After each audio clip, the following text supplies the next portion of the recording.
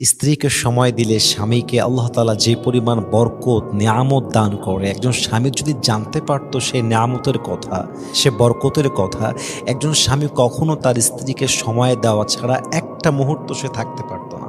বাস্তবতা হচ্ছে আমরা লাভটা জানি না। স্ত্রীকে সময় দেওয়াটাকে আমরা আমাদের সময় নষ্ট হিসেবে ভাবি। দ্যাটস ওয়াই অনেক স্বামী আছে যারা স্বামী হিসেবে স্ত্রীকে সময় দেওয়াটাকে গুরুত্বপূর্ণ মনেই করে না।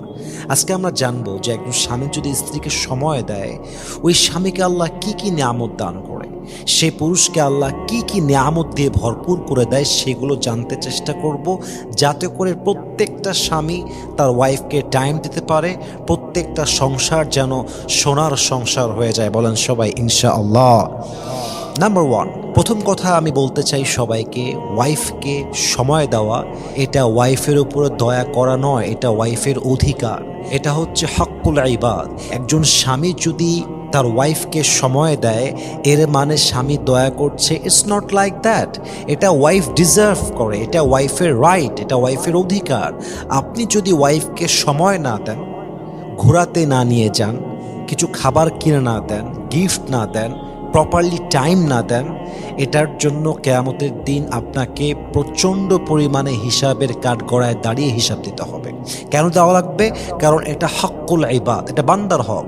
আল্লাহর হক হচ্ছে নামাজ, রোজা, হজ, যাকাত।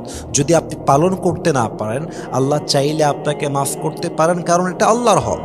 কিন্তু বান্দার হক যদি বান্দা নষ্ট করে ফেলে, যতক্ষণ পর্যন্ত ওই বান্দা মাফ না করে, ওই অন্যায়টা মাফ হয় না। অতএব আপনি যদি আপনার ওয়াইফকে সময় দেন, আপনার এবাদত কবুল হবে, আপনার এবাদতের মান থাকবে। অথবা যদি সময় না দেন, এবাদত করবেন একদিকে, হক নষ্ট করবেন আর একদিকে, এটা প্লাস মাইনাস হয়ে যাবে। কবরে গিয়ে দেখবেন সব আমল আটকে গেছে। কারণটা কি? কারণ আপনি আপনার ওয়াইফের হক নষ্ট করেছেন। এটা কিন্তু মারাত্মক সেন্সিটিভ ব্যাপার।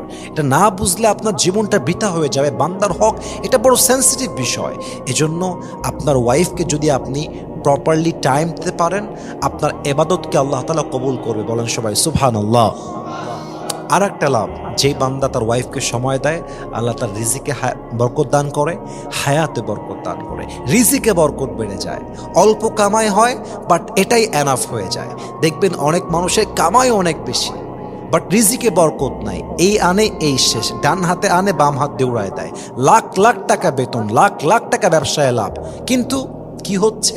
দিন শেষে অভাব হয়ে যায়, শর্ট পড়ে যায়। কারণ কি? রিজিকে বরকত নাই। কিন্তু যেখানে স্বামী স্ত্রীর মিল মহব্বত আছে, যেখানে স্বামী তার ওয়াইফকে প্রপারলি টাইম দেয়, সেখানে আল্লাহ রাব্বুল ইজ্জাত ওয়াল জালাল স্বামীর রিজিকে এত বরকত দান করে যে স্বামী কখনো কল্পনাও করে উঠতে পারে না। সুবহানাল্লাহ পড়বেন না আপনারা সবাই?